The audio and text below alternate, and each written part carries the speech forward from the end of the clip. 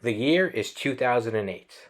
The United States elects its first African American president, and 2008 is also designated as the International Year of the Potato. Back in Queens, New York, the West Indian film company, Flat Tire Productions, who had already produced three films, Sacrifice, Truth, and Karma, decided to try their hand at creating a web series. That web series would go on to be known as Liberty Avenue Singles.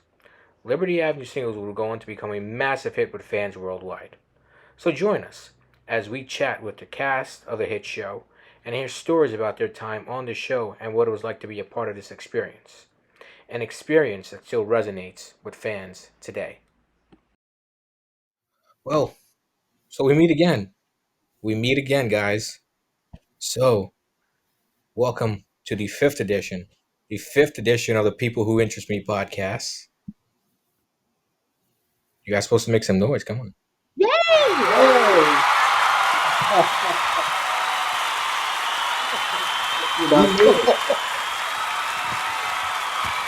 So, this is a special one for me because it's the fifth episode. So I didn't think I was gonna make it to five, guys, but I made it to five. So once again, Yeah. so I mean, this one brings me so much joy to my heart that I get to see so many faces that brought me so much joy to my heart back in the early 2000s. Was it mid 2000s or sometime around then? Like Um, mid. Yeah. because Mid around 2000. before I joined the group, I was a fan of the group. So without further ado, I'm just gonna stop talking now because I got to introduce all of you because I don't really want to talk much because this isn't my story. This is the story of how Liberty Avenue Singles became, the hit show that it was. So, let me start introducing you. So, um, let's start. I'm gonna start this. No, no, I'm gonna go. I'm gonna start in order of appearance, the way you guys appeared in the show. So, there's the opening scene. There's a very tall. I thought the guy was tall, but he was about not as tall as I thought he was actually. But he's on the phone talking to someone, and it would turn out not only was he one of the stars of the show, but he's also one of the creators of the show. So, guys, let's give it up for Aaron Ishmael. Hey, good to be here. What's up, Aaron? Hey. Good to see you, man. So, Yeah. his character was Kevin, and Kevin had a roommate. And how these two ever became roommates, I need to know the story behind it because this was like, how did this ever happen? These two find each other, become roommates. So, Daryl, I got a question for you. How did your Bull Peak sales go? Did you ever sell any? Well, I want to say that I got tricked into a pyramid scheme and I ended up losing all my money. Apparently, there was no Bull Pea in Bull Peak. So, guys, give it up for Daryl Rupnarayan, also known as Panic. Thank you, guys. So, Kevin set me up with that whole thing because he was mad I wasn't paying my rent on time. I'm pretty sure it has something to do with that. so next person appearing on the show was their neighbor downstairs. and starts off as this like nice little sweet character. We all thought she was sweet, and then I don't know, she went off the rails in season 2. So let's give it up for Diane, guys. Diane. Thanks for having me. So from Diane, we get to Kevin's love interest. But I had a joke lined up for this one. It's a good joke actually. I think it's funny. What do you call an Indian woman who is lost? Anyone? Anyone know? No No one knows? idea. Rada? Miss Singh.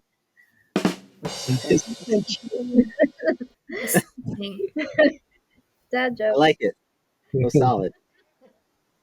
We could have used you on the writing team, Brock. Yeah, no, weird. I offered my services. Nobody got back to me.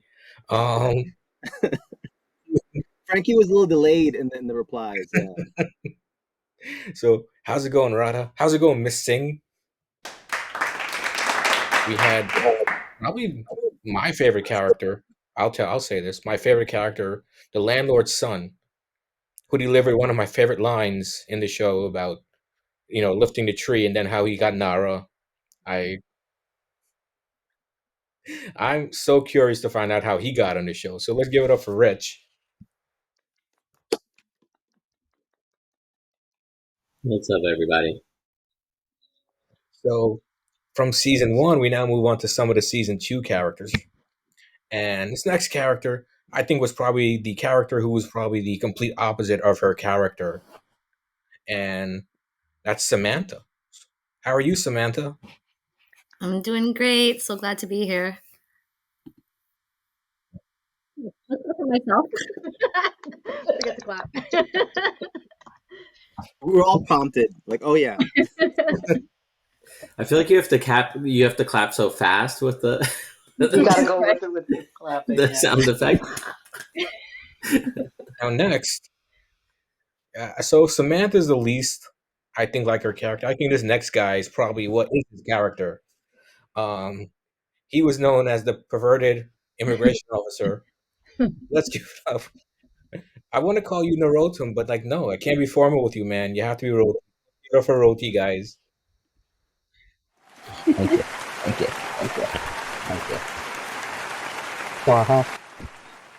Last and certainly not least,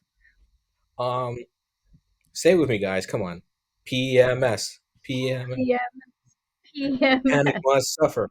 Panic must suffer. Let's go. One. Were you the leader, or were you? Did you just steal it from Amrita, the character Amrita? Were you the leader of PMS? I stole it. Oh, you stole it. It was Okay. 100% Amrita, and then she changed her mind, and I took it over. So, let's give it up, guys, for the leader of PMS.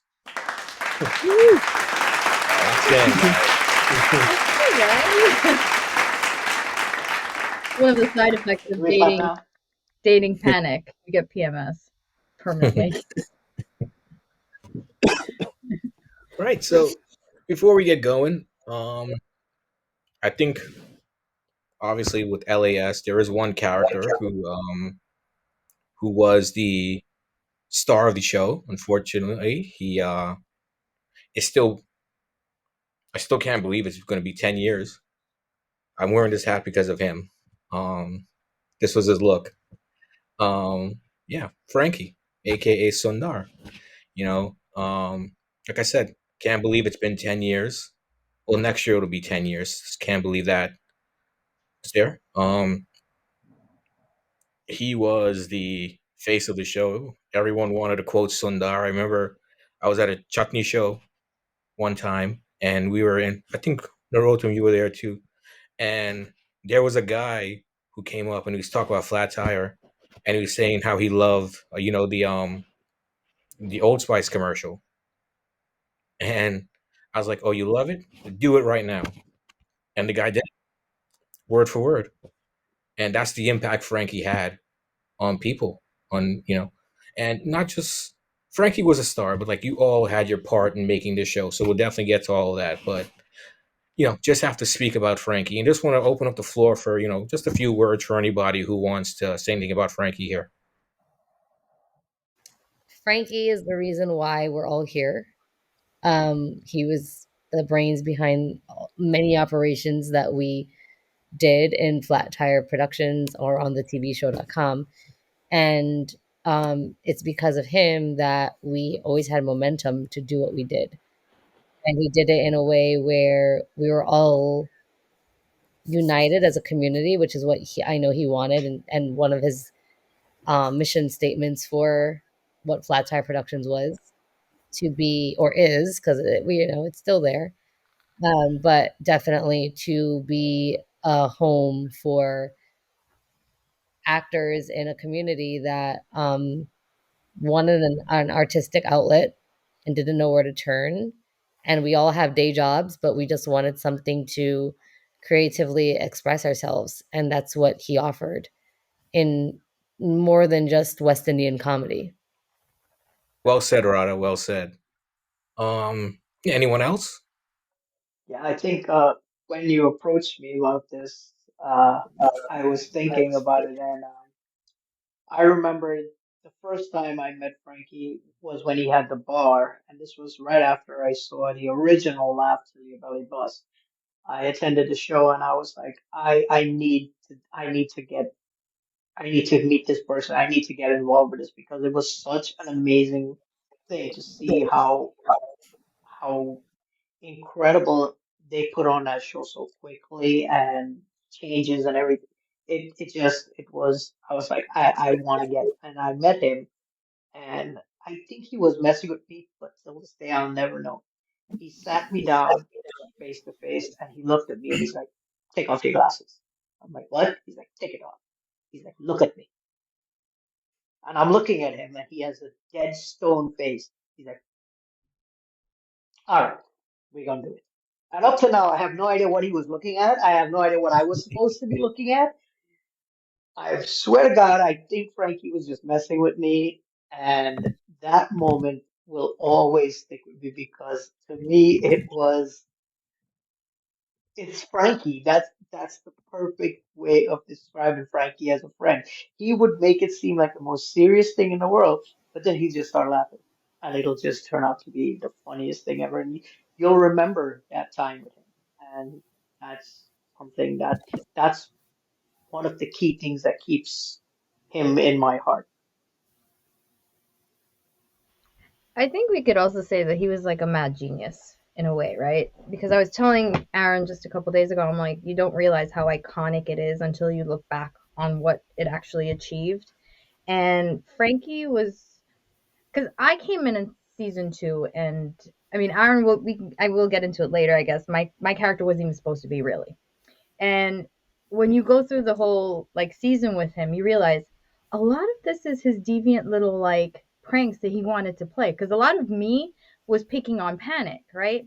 But it just seemed like it would be something wicked that he would do to provoke Daryl in real life that he just put it out on the show. And I would one see it thing I as him really punishing me. right. I mean, remember the garage scene? Yes. Yeah. We Yes. all remember.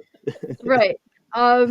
It was one of those things where he let you be as crazy and kooky as you wanted to be, and as crazy as some of the things that were written in the script when you read it and you were trying to like enact it were, when you looked at it, it seemed actually normal. Like this is stuff that you and your friends actually do. These are really conversations that you have, but the way it's like written and the way he like puts it together, it just seems like crazy. But then you see the end product and it's like, oh, okay, that's really cool how he did that. Like when he told you to really hit me in the private. Uh, who hit me? But he took Somebody. the masking tape, put an X on you, and he pressed down. Okay, so a lot of the torture was him. It wasn't us. Poor you. You had water on you in that like 20-degree weather in the garage. None The of us only had thing that didn't jackets. happen, I didn't get waterboarded. That's the only thing that failed to happen in that garage. It was definitely on the list, so we I'm have to sure. we have to Yeah, cut for time. I remember him saying it, but I don't think it happened because you're running low on time. That's so funny. It was such a creative vent I feel like Frankie had, where he was very calm to us, but it just came out in the stories. for that. But he was so infectious with his creativity and work ethic. Like he kind of brought us all together to make this show. And you would think like it's groundbreaking, and then like other shows with like other people would do stuff. But nowadays you're seeing people on social media and they're doing things by themselves in their own silos, and which is great and all. But I don't see this, being like kind of echoed again. And it was like I have to give it up to Frankie. He was the guy that kind of brought a lot of these things together, brought us together, and kind of made this for what it was. And what on what Aaron just said, I mean, not tooting our own horn, but the production value and the creativity that went behind it, it's not on TikTok. It's not like there was so much process into what we did. Everything was methodical and well planned out, well arranged. It's not like, hey, let me just snap this 30-second video and get 20,000 likes. It's like we did, and we were in a time when social media was very, very, very infantile. It was it was just blooming, and look how much we did and how far our influence went. We had followers and people from across the world that would watch our shows and that would look at us on YouTube and send us comments and how they like us and they like what we do. So that level of genius, absolutely, I agree with Roxanne. Yeah. I mean, there was a period of a couple of years where people called me Susie. So it was impactful. And we being in it, we saw it firsthand. Because there are people in real life who don't realize that Daryl was actually playing himself as Panic. I very well, Roxanne. I mean, seriously. You have your own nickname as your character. I, Yeah, it I feel like all of us kind of leaned into our idiosyncrasies a little bit, and so like when we were in public, people were expecting the same. Like I'm sure Frankie got it the worst, where people just were looking for Sundar, and he doesn't even talk like that. Like he was a straight director to us, and as soon as he was in front of the camera, it was a total switch. And I feel like you guys have all been like really good actors. You guys have done the same thing, where I'm talking to Sam, and then Tam is different. So it's just very interesting to see that. But the public doesn't really see that so much. They see just the characters for the most part. And that's why Frankie was so brilliant because he was able to like tease those little nuances out of everybody and with his encouragement. And Daryl, you're right. The production value of everything that Frankie did was so elevated. When I joined, I was so impressed. Like I was expecting to see like a guy with a little camera in a backyard or something, but when I walked into the studio and it was a studio with booms and lighting and a camera and scripts and like the production value was so amazing and so impressive. And Frankie just had a way of bringing out the best in everybody, and just the creativity level was through the roof when everyone got together under his direction. It was amazing. Yeah, I mean, Frankie, he didn't just organize, these incredible things, the movies, the plays, the TV shows, the sketch comedy shows. Like, I mean, there's a genius behind that, of course, but he was still he was our friend. Like he was just like the coolest person, and he brought all of us together, and we didn't just volunteer because it was something to do. Like we enjoyed being with each other too, and he did that for us. It's something really special. Yeah, Frankie. Frankie wasn't he was the heart. He was the soul. He was the brains. He was everything for this organization, and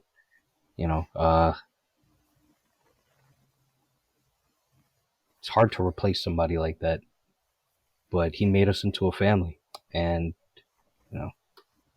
that's something that's hard to do with so many people in such a short time he had with us. But we love him. That's true. So Frankie was one of the creators of the show. Aaron is the other creator. So let's hear the origin story. How did this idea come together? Where did this idea come from? Where did it start? How did you two come up with this idea, Aaron? Yes, I probably gotta rewind the clock a bit, lay out kind of the puzzle pieces, because you're gonna see how this kind of connects. So, I first knew Rada through like mutual friends back in 2005, and I remember us bonding over acting, brown representation, and she was just genuinely hilarious. So we kept in touch. Then I met Diane in college, and it was her joining the Performing Arts Club and seeing one of our performances that got me interested in acting. So 2007, spring 2007, I did my first college play. Diane was the lead. She had like a killer memory for lines. I didn't. And then from there, I saw like this Guyanese comedy sketch in the early days of YouTube, and that had Frankie on it, and I was enthralled. I wanted to be a part of that, and so I emailed Flat Tire Productions very professionally. I sent something like a picture and a resume, and it was actually Alicia, who's not on this call, but we all kind of know her. She was a big part of Flat Tire, and she received those emails and said that there was an upcoming play, the Playboy of the West Indies. It was June of that year, 2007. So I ended up showing up to that play that Frankie was starring in, the Playboy of the West Indies, and and after the show, I told him he was great in it. I loved the play. He doesn't know this, and but now you guys all do, that I completely lied to his face. Truth be told, I don't remember a single scene from that play. At the time I was dating someone, and we were making out the entire time in the back. And but I told Frankie I loved it, and because you couldn't say that. I said like, yeah, you were on stage. You said words, and I You do just realize this is being recorded, right? At some point. well, now you know. Now you We're know. getting the tea So, tonight. yeah, definitely a lot of dates. Setting the tone here.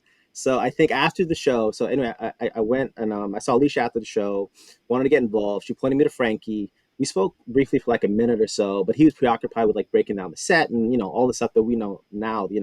But he gave me his number. So I had his number, and I didn't call him for like a year. It just went by. So spring 2008, Diane and I are in another play together, and that's when I remembered I had his number. I called him. I said, "Hey, we have a play. Can you come see us?" And so that's when both Frankie and Daryl and Alicia showed up to see me perform. Daryl, I don't know if you remember that. Of course You I came do. down to Polytech. I Yeah, loved it. I it was like a absolutely scouting loved it. mission. Yeah, Yeah. it was I was more impressed with you than myself. I was like, damn it, I'm getting kicked out. I was like, I remember that day when you guys were right in the middle, and as soon as I came out, like it was like a short play of scenes. I think I remember I forgot to get the first two words, like I was stuck for a second, and I was like, I got it. It was fine. But I think from there, I think Frankie loved what he saw. He liked my energy. He wanted to get me involved. So he had just finished wrapping Karma. There was a film that he was doing, and he wanted to do a play next, and he was still casting for it. So he said to bring anyone else that was interested. So I showed up in Frankie's basement that day with Rada, with Diane, and Diane brought Rich along, who also went to our college. And it was there that I kind of met Daryl, and we ended up getting cast together in The Odd Couple. Two guys living in an apartment who couldn't be more opposite. And I think we kind of read really great, like we were kind of in this, very good chemistry for that. And from there, I think that was a hit. It opened in June of 2008. Played for 2 nights, and little did I know, my future wife happened to be in the audience that weekend. So years before we started talking, but that's another story. But I find that was interesting. So Odd Couple is over. Frankie's doing his comedy website, tvshow.com, comedy with balls, and filming sketches. I'm mad at some of the stuff he's doing because we had very different comedic tastes in the beginning, but we continue to collaborate. I go work at another production company and write and create this web series, Frenic. It's like a puzzle locked room mystery thing I did in the summer 2008. Frankie was impressed not only that he see me act, but he saw that I can write a whole season of a show. So I felt that he kept that in the back of his head because one day in the fall 2008, he lets me know that there's an opportunity to have a 10-minute spot on Caribbean Spotlight. For those who don't know, it's a segment on ITV for Time Warner Cable that aired on Saturdays. And they were looking for content at the time and recurring content. And he wanted to do a show. So he pitched the idea of three guys living together in one apartment, hanging out, getting into antics. So unlike Odd Couple, where there are two people hanging out, two guys. Now there's three guys, and I kind of came back to him with some ideas, outlines, episodes, the name of the show. Um, when we were writing the show, we needed to call it something. The working title was Cinnamon Singles, which if you think about it, it sounds like something about a bakery. So that didn't work. But yeah, it was later called Liberty Avenue Singles. I renamed it. It made sense since Richmond Hill was the community that the show would be revolving around. And for casting, everything kind of fell into place because we all kind of worked together earlier for Odd Couple. So it was Rada, Diane, Daryl, myself, Frankie became the primary cast of LAS. And in November 2008, Liberty Avenue Singles aired on Caribbean Spotlight with an 8-minute pilot and was born. That's it. So that's the origin. So getting a lot of these stories, 'cause I remember, like I said, I came in as a fan, and I remember once I started working with the crew, people started asking me, "Oh, you're working with them?" They all were amazed at, "Where's that apartment? Where is the apartment? Where is the apartment?" And I would say, "Oh, it's on Atlantic Avenue," and they would look at me like I had six heads. Like that's what that blew their mind. That Liberty. What do you mean with Liberty Avenue Singles is not filmed on Liberty Avenue? And yeah, so can you guys have any stories about like things that might, it appeared one way, but it did, like, it was actually not as it may have seemed? It was a Spider-Man. That Yeah, ended yeah. up being my room when I moved into the apartment, God, and we repainted, but yeah, it was while we were filming. I wasn't living there yet, and yeah, it was the Spider-Man because that was Frankie's brother's Chris's son's room. So that's Daryl, it must have been like wild because like we were like you were living there and we were also filming there on the weekend. So it's like it was a weird like Airbnb type of thing. We are all coming in on the yeah, weekend. it didn't bother me. It was cool. I So, enjoyed the company. so that the one thing I about the apartment was that not only was it where the three guys lived, but it was also Nadia's apartment. So how you guys would turn it around and like make it into a different set. I seriously, I really thought it was a separate apartment. But then when I got there and I saw that there was two doors, there was one in the living room, then there was like one in the kitchen, Yes. Yeah. and then there was a bedroom It there, was if I'm all not Hollywood mistaken. magic. Yeah. It was Yeah. like just Yeah. doors. One door was a closet. We just filmed going in, but no one was in there. But it was yeah. I'm trying to remember a lot of that. I feel like it's such a it's literally 15 years ago that we did that. So I want to bring in Timmy. No, Rich. I want to bring you in here, Rich, because how do I say? I don't want to be rude about this, but there's something here that doesn't look like everyone else, and I'm the only one with the polo. Is that what you're yeah, saying? yeah, there you go, yeah, Yeah. yeah, Yeah, yeah. that's I it. shopped at a Collar. different store. So how did you get in? How did you get in a show about Caribbean, West Indian, Guyanese, Trinidadian singles living in Liberty Avenue? Sure. So way back then. So I was actually, I mean, you all know this, but I guess the general audience doesn't. So I was dating Diane at the time where we started Liberty Avenue Singles. And so Diane, I don't think drove at that point in time. So I was sort of her chauffeur to and from. Aaron mentioned the first time that we met Frankie, which is it's kind of funny with we were talking about this before we started the show, but whenever someone auditioned for the show, they would get invites basically down to like Frankie's basement to go talk to him. And when people didn't know Frankie, like Diane didn't know Frankie, it's like, oh, I have to go to this person's basement. And as the boyfriend, I was like, yeah, so can I come with you and make sure this isn't weird?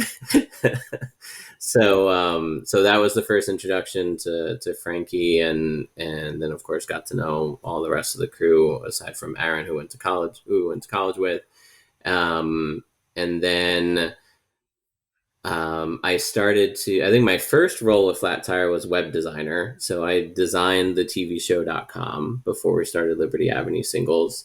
Before YouTube was popular and we didn't want to put anything up on there, we wanted to create our own site. And so we designed the TVShow.com together. And then I think I just kept getting shit for being around and not doing anything, that I got put to work. So I did backstage for The Odd Couple, did some ins and outs there, some scene rearranging, and then finally Frank was like, okay, you have to act. And I'm like, Frank, I'm not an actor. And he's like, no, but you love West Indian people and West Indian culture, and I have the perfect role for you. It's going to be exactly how you are in the show, and then we're just going to teach you how to say a bunch of Trini words and Trini accent and all that fun stuff, and people are going to love it.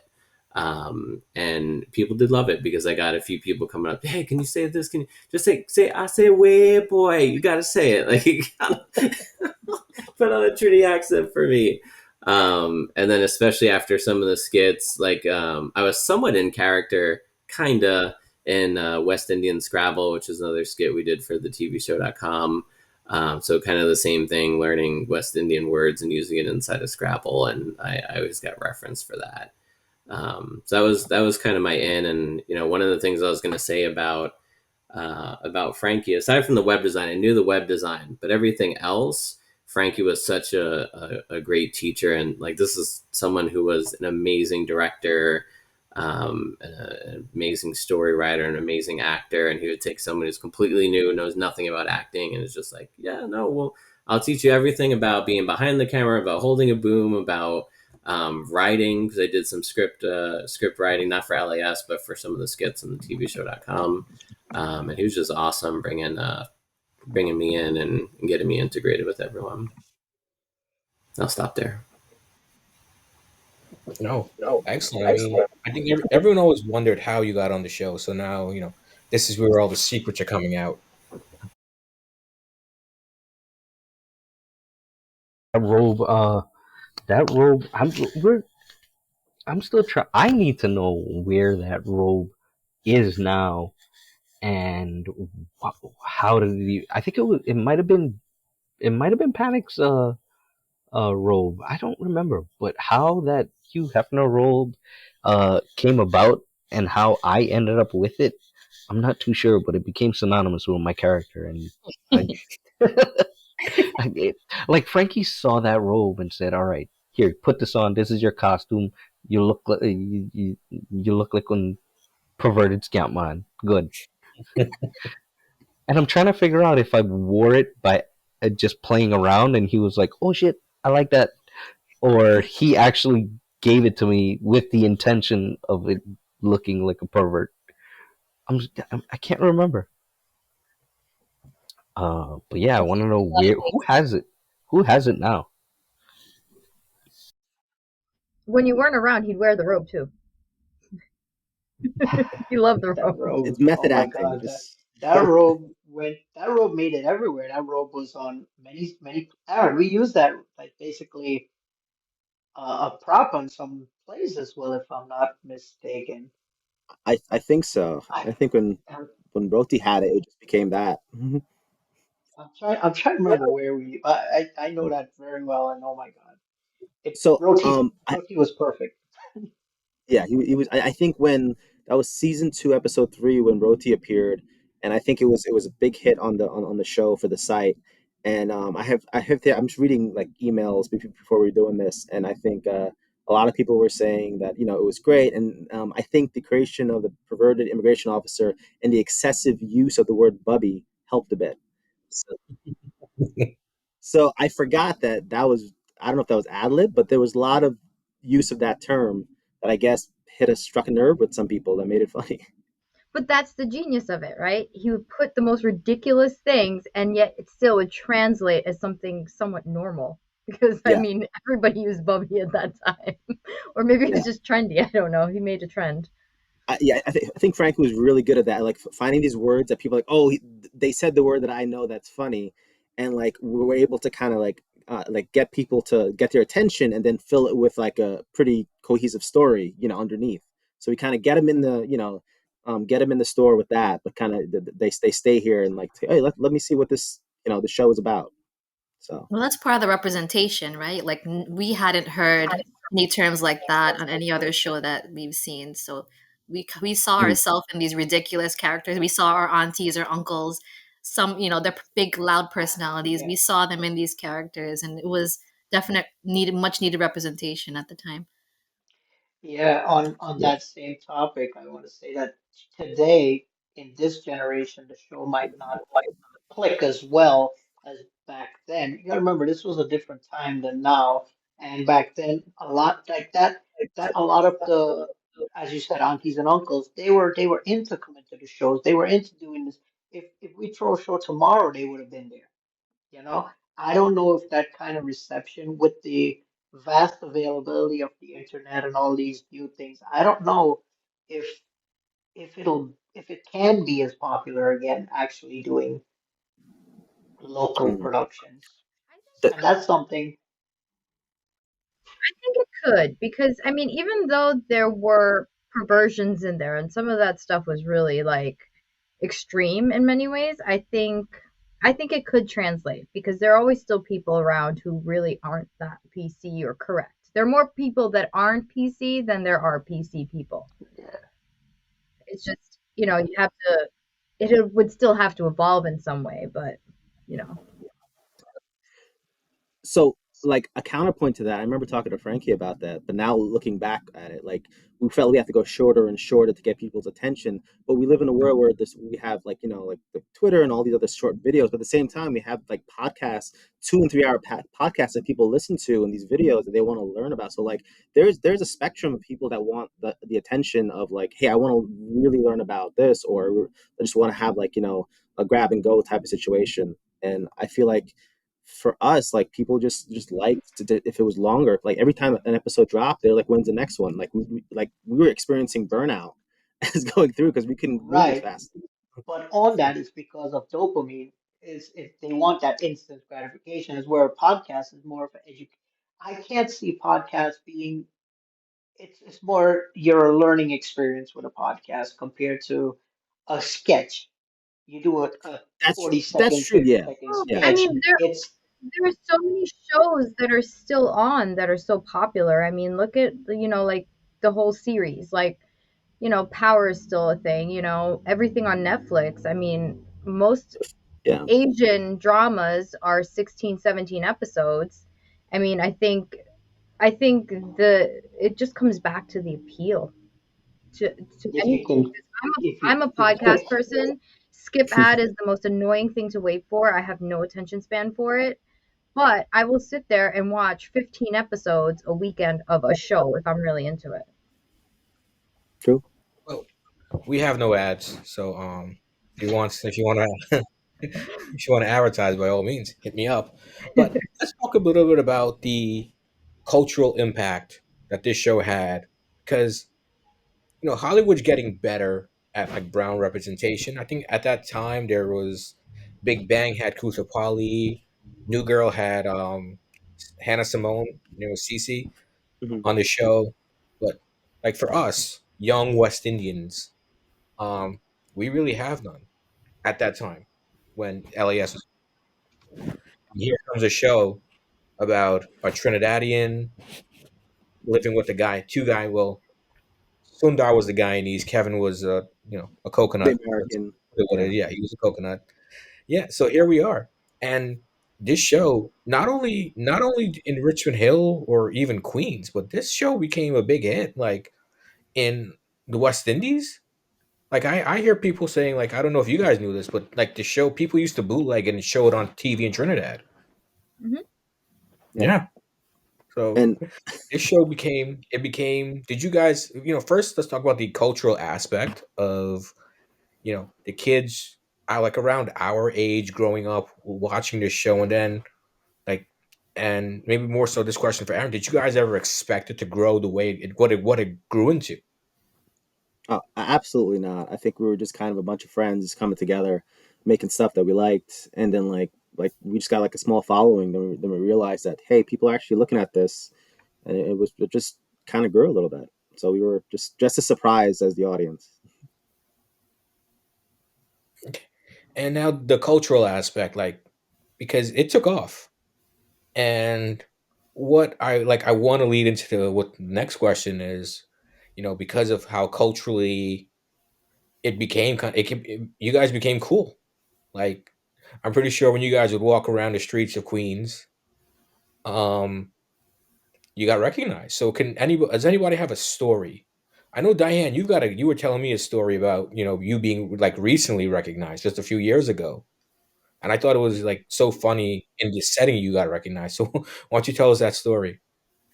I would definitely have to say so. There were definitely a few occurrences. I know that a lot of people have run up to me because they're just like, "That's in Rita's voice." If I've ever been like in a store or something, so that's happened before. But I think my most memorable moment of being recognized has to be this was about 5 years ago. I was at a Jewish wedding, which took place at a synagogue, and there was actually a member of the catering staff who came up to me and said, "Are you Amrita from Liberty Avenue Singles?"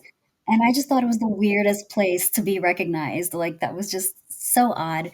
Um, I couldn't tell if he was West Indian. He might have been mixed, but it just goes to show you how far our reach kind of went.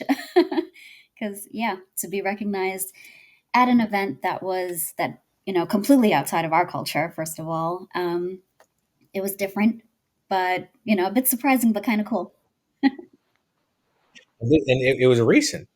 Yeah, it was 5 years ago. So it was 10 years after the show started. So that goes to show you as well. It's not just how far we reached, it's, kind of the impact, the memory that we left with people, which is pretty cool. Cool. Anyone else? Anyone else have a story of being recognized? Happened to me last week when I was walking my dog. This older woman stopped me and she asked about if we're still doing the shows. She asked about Frankie. It was interesting because I'm just there walking my dog and don't look anything like, I have my hat on, it's cold outside, my hoodie over my head. This woman, she's like, "Are you Daryl?" I'm like, "Yes." And then she's like, "Oh, I used to watch your show." And I'm like, "Oh, thank you." And the conversation went on from there. I was completely blown away because it's a long time for someone to even recognize or remember. So it shows that, we did have an impact. We left a memory that people, they still keep with them till today. So that's a very positive aspect. And this is last week. Yeah. Wow. And 15 years from when the show originally aired. So, yeah, how about you, Aaron? Yeah, I was gonna say after I think my story was like on a bus. I think after a couple episodes of season one, I was going to work because we all have regular jobs, and I think there was this little kid. He's probably like 14 years old or so, and like I'm in the back of the bus, and he looks at me, and then like in a not normal Monday morning voice, he's like, "Are you Kevin? Are you Kevin?" And it's like he's like really shocked, like very dramatically shocked that he sees me, and he's like, "Oh my god," and he's shocked, and then he takes out his phone, and it's a flip phone. This is how old it is, a couple of years ago, and he goes and he takes my picture, and I'm not sure what to do, like. So I just kind of just try to smile or something, and then I just go on the train after, and I I'm not sure what to do. I wasn't sure what to do. It was the first kind of brush of like somebody that you don't know recognize you, and they're very happy to see you, and you don't know what to really say, but you try to be nice and just say thank you, thanks for watching, and yeah. So some kid probably just had my picture of me having a shocked face. So, there was one story about you. I mean, Samantha. I was going to call you Sumati, but Well, Samantha. Yeah. that's exactly what I probably would have said after the Sumati collaboration with Terry Gadraj, where we did the music video for him. I was on a trip to Guyana to visit some family down in Berbice, um, in Crabwood Creek. And they were, my little cousins there, and they were so excited to see me. And I really hadn't met them before. It was the first time meeting them, but it seemed like they knew me, they knew all of our material, and these little kids, I can't describe how heartwarming it was, but also kind of bittersweet to see these kids, living in Guyana so far from us, and we feel so disconnected. But this comedy, all the comedy and all the work that Frankie did and Flat Tire did, it's connecting people over continents, and despite any kind of separation, and it was just amazing to see that how this comedy, or something that we thought was so trivial, like Aaron said, we were getting together and hanging out with our friends and doing something creative, it had such a lasting impact on people.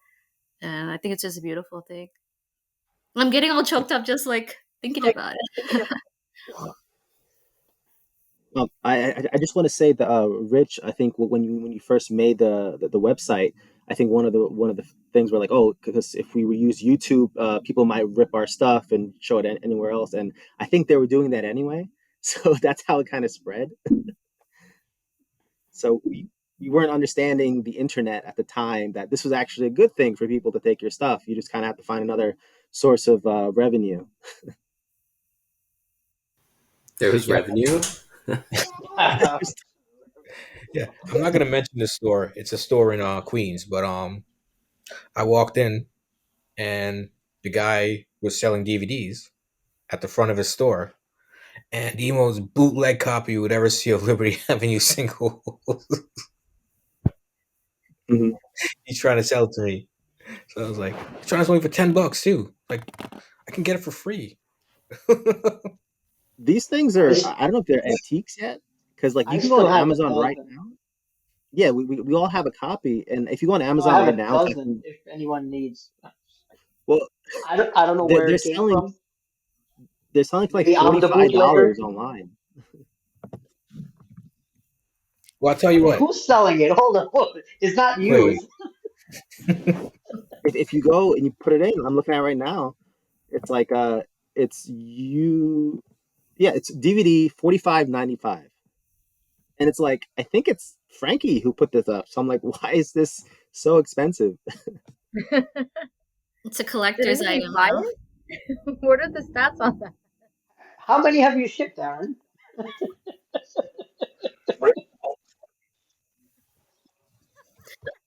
Well, that's clearly not Frankie. Obviously, the distribution might be questionable. Yeah, if you have a dozen copies, keep it. Is that still an existing company? No idea. I guess, long story short, if anyone needs copies out in the world, contact Daryl. He will hook you up. Yes, Yes. yes, for a nominal fee. Demand is $45? high, apparently. I'll tell you what. If you like, share, and subscribe to this podcast, I'll give you free. I like that. Nice. Now, Wait, is that $45 US or Guyana dollars? You. How much is that in Ghana dollars? it might be Trinidadian exchange. Could be about accurate. That's right. Oh, well, thank God. I'm gonna order one and just see what happens. Oh, So man. we're talking about the cultural impact. Let's move on now. So the show, 2 excellent seasons. Then it had a was it a half season of 3, or was there more coming for 3? What happened with season 3? Season 3 went all the way. We started at like 8 minutes for the pilot, and it kind of ballooned all the way to over half an hour, 33 minutes. For season 3, it was like got to 2-3 episodes, and then we kind of petered out a little bit from there. Didn't really finish that season. So season 3 was never finished. Did you guys know there was supposed to be a season 4? Yeah, I have the details. Do you? Yeah, and what season 4 is Spell it. supposed to Whatever be. you know, spell it. Wait, I have. so just before you spill the tea, Proc, I want to spill the tea on season 3 thoughts that Frankie Yeah, had. yeah. We So can't go to 4 before we go to 3, right? So let's finish 3. Yeah. So I think this was his thoughts. I think some of this we heard about, but this is Frankie's season 3 thoughts. He wanted Panic to become a chutney singer storyline. That was the first on his mind. For some reason, he saw you as a singer, Daryl. So he saw your character going like that.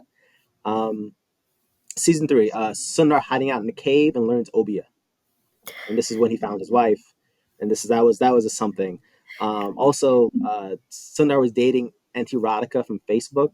That was I guess one of the episodes. She mentioned she had 3 daughters. He wanted to somehow have Pinkwati and Amrita be 2 of those daughters, and it was too convoluted. But Frankie did like the opportunity to be Amrita's stepdad, so that Wow. that was a chuckle. I would have Where I liked was to like, see that. Yeah, that was amazing. exactly. That was we were like, all right.